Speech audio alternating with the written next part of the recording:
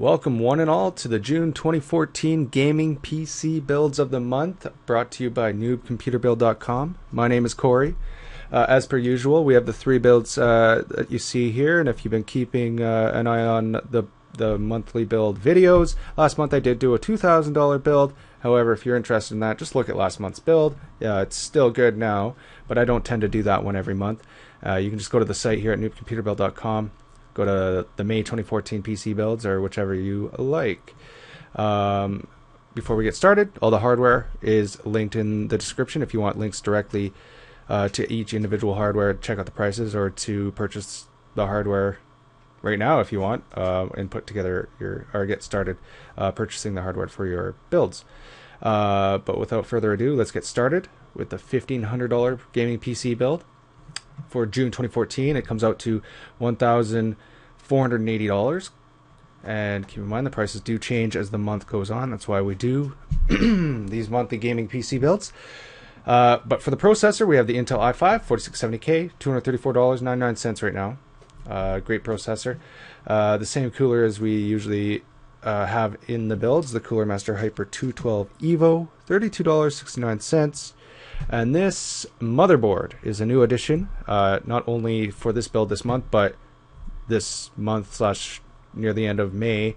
The new chipsets for a new motherboard chipset Z97 came out, so we saw those roll out, and so I thought, hey, let's include them.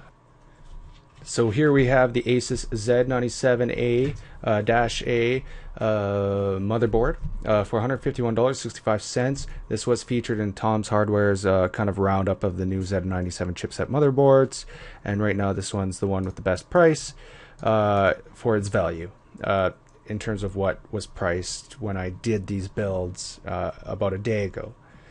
For the graphics card for the $1,500 build, we have the Asus graphics card here. GTX 780 for $488.79. This is, I had a different, I think the EVGA GTX 780 last month, but it was $501 or something like that. This one's priced really good right now for, you can see $12 off from that, so that's why I suggest this one this month. If the prices do change, the average price of the GTX 780 is $500, so don't be surprised if you do see that, but I featured this one just because it is at a great price right now. For the RAM, we have 16 gigabytes of Crucial Ballistic Sport RAM, $139.99. Hard drive I switched up because we had a little more leeway in the budget this month for the $1,500 build, so I was able to pump it up to the Western Digital 1 terabyte Black series. I usually have the Blue series in here. Will you notice a difference? Some may not. It should increase load times for your software or whatever you store on your main hard drive or your 1 terabyte drive here, and it is not too much more expensive than the Western Digital Blue right now. Likewise, you could get rid of this one altogether, because I do include an SSD in this, so that Samsung Electronic Pro 840 Pro here that you see for $109.99. So this is a 128 gigabyte SSD.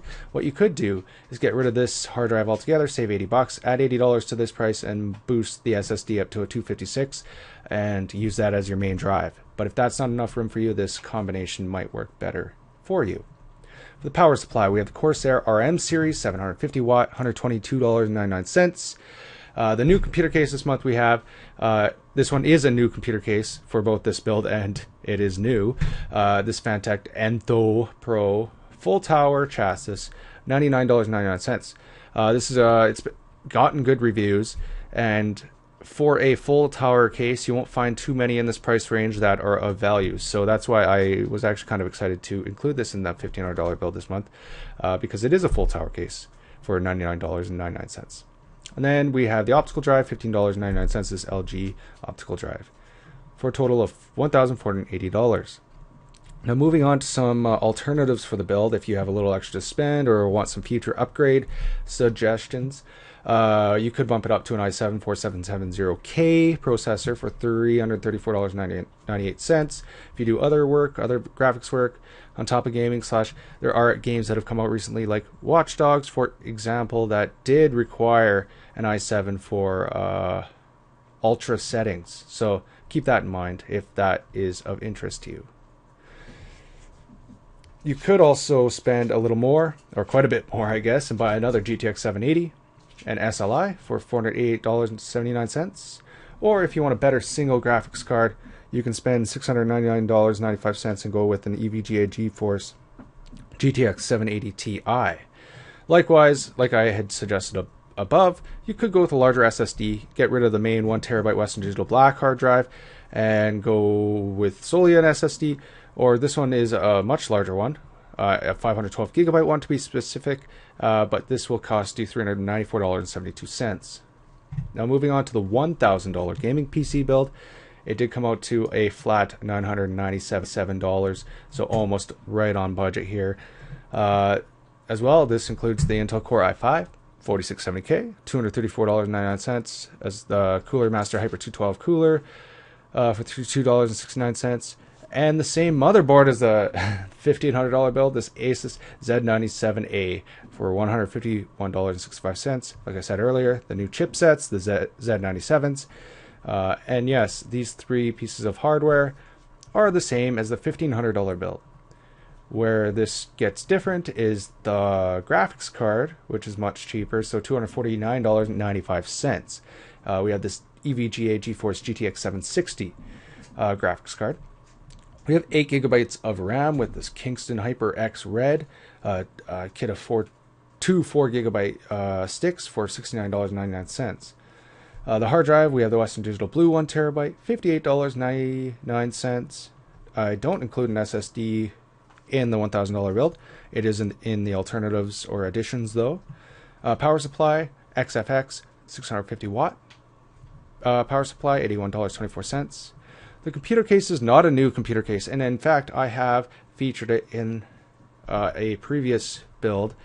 It is $99.36. This Cooler Master Half XP, it's a cube style case. It's a different design. I like it. It really appeals to me. It's kind of like a workbench type PC case, and it may not appeal to everybody, but I think it's a really good case anyway for its price. And I do suggest different cases, generally based on their design or whether they are well reviewed and new. But this month I decided to feature this because there's nothing that would fit into this category that was brand new. And also I'd like to mention there's an individual that comments on the videos quite regularly who had mentioned, hey, why don't you just do a list of cases for the builds and just have people go, hey, choose from the list of what they like the best and just have a list of suggestions, which I do like. I like that idea. And I may actually create a page where it's kind of just a list of suggestions of cases within a certain budget where you can go, oh, I'm doing the $1,000 build, but I'm going to choose this case because I like it better and it does fit into the budget. But for now, what you could do is quickly, I'm going to scroll to the top here.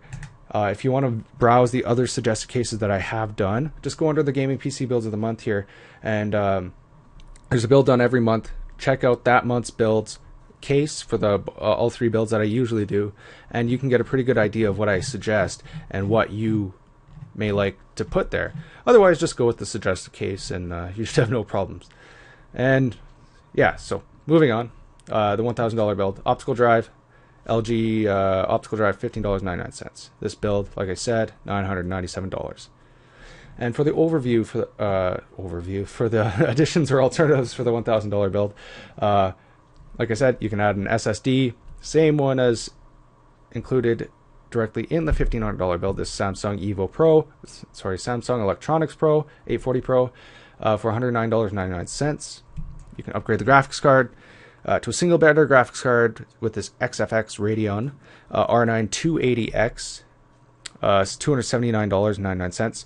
Likewise, you can SLI with another GTX 760. It will cost you the same price as the graphics card, $249.99. Or if you need more space and idea for your whatever you have in terms of software or media, you could bump up to a 2TB hard drive, such as this Seagate Barracuda 2TB for $83.98. Now for the $600 build. This month, this build comes up to $596. almost $600 exactly. Processor we have is AMD FX 6300 for $118.49. The motherboard, which this combination has been used for several months, hasn't changed really. The MSI 970A G46, $69.99. A cheap motherboard that'll do the job basically. Graphics card, $159.99. A Sapphire Radeon R9 270. This is a bump up from the 265 from last month, so there is an improvement here for roughly the same price, so which is good. RAM 8 gigabytes at Kingston HyperX Red. RAM $69.99. A 1 terabyte Western Digital Blue hard drive for $58.99, and a Corsair Builder Series CX 600 watt PSU for $62.99. And I'm excited to say this month, usually I have the cheapest of the cheap PC cases to maximize the power of the $600 build. But this month, I was able to fit in this Thermaltake V3 Black Edition case for $39.68, which is, in my opinion, a much nicer case than the previous cases that I usually have. So, which is nice to see. Like I said, though, in the previous build, that cases are, if you have a little more to spend, you can buy any case you like. Go through in the previous builds. If you like a different case, buy it. Or if you like a look of a different case, by all means use it. And then the optical drive, the LG optical drive here for $15.99.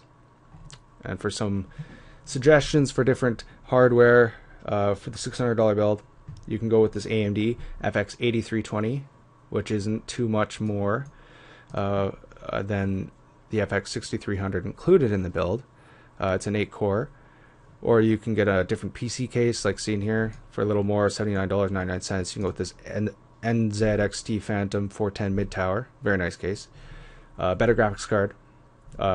This GTX 760, $249.99. Or you could go with the cheaper SSD, if you like, for your $600 build, such as this Crucial M500 for 120 gigabytes of space, $71.99. And that does it for the June 2014 gaming PC builds of the month. Like I said, all the hardware is linked in the description. As well, I'll link directly to the site here where we can start a discussion, leave a comment. You can leave a comment, which would be great. I always like seeing people asking questions there as well. You can leave them on the video as well if you like. But until next month, happy building. Thanks.